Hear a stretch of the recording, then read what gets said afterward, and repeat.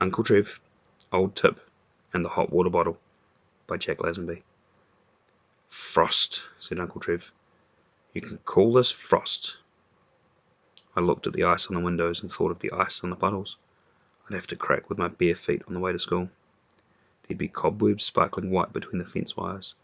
Grass blades would be furry with frost. My toes would feel them snapping. Pick a clean piece of ice out of a puddle and chew it as I ran. The birds would sit on the telephone lines, fluffed up, too cold to fly off as I tore past. It was my turn to give a talk to the class that morning. I had to start to think of something to say before school started. It is a frost, isn't it? I asked. Of course it's a frost, said my mother, refilling Uncle Trev's teacup. You stop teasing the child, she said to him. Anyway, what brings you into Wairau so early?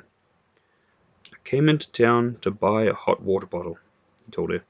Frost, he said to me. You should come out to the farm if you want to see real frost. It was so cold out there last night, old Tip couldn't bark this morning till I warmed him up by the fire. Then he ran down the paddock, barking and puffing white breath like a little steam engine. I had to wash the cows' bags and everything with warm water before they'd even let down their milk, and even then it froze in the bucket. I saw a hawk fly into the shadow of the hill. Frost struck him, and then he dove straight to the ground like a frozen spear. I jumped out of his way and stood on a flax bush, and the leaves snapped off. I tell you, we had real frost out there. I brought in my long johns off the line, and they were frozen so hard the legs broke in half as I tried to fold them. Frost, he said. You don't know what frost is. Pungas down by the river looked like white fountains. Saw a trout jump out of the water after a fly just as the river froze. Then he came back down, knocked himself silly on the ice. I grabbed him, cooked him for breakfast. Had to fill the radiator with boiling water just to warm the engine with a blowtorch before it would start. Then the crank handle was so cold it froze to my hand. And I had to tickle that up too with the blowtorch before it would let go of me. As I drove down to the bridge, I thought the engine was backfiring, but it was just those big lace barks exploding as the sap froze in their hearts. Do trees have sap in their hearts? I asked. Of course they do, like we have blood in ours. But I thought sap was in the sapwood on a tree, I said. My mother smiled grimly. Child has a point there, she said. I thought she sounded pleased. Suppose that's the sort of thing they teach you at school these days, said Uncle Trev. Folks might have dry hearts down here in Wairau, but not out on my farm. The weeping willows lost their leaves months ago, but their long branches looked like skirts of icicles hanging around them. When the wind blew, they jingled a tune, and the sun flashed off them. Quite a sight, really, he said. Not the sort of thing you'd see down here in Wairau. It's not a breath of wind this morning, Mum said. That's why we've got a frost. For a moment, Uncle Trev looked startled. Out at the farm, he said, we had a blizzard as well as a frost. It blew all the frost off the front paddocks and heaped it up against the hills. It was so cold, the ears fell off the rabbits and blew away like dead leaves. Even their tails fell off and rolled away like white marbles. A big cloud blew up.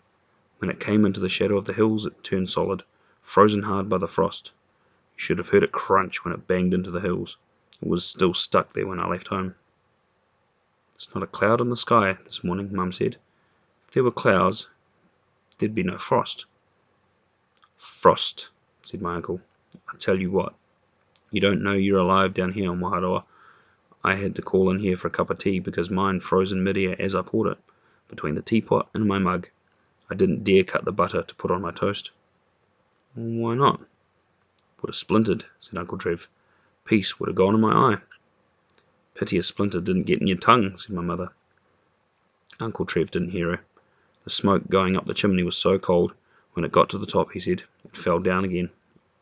I had to find the end and drag it outside and hang it along the fence.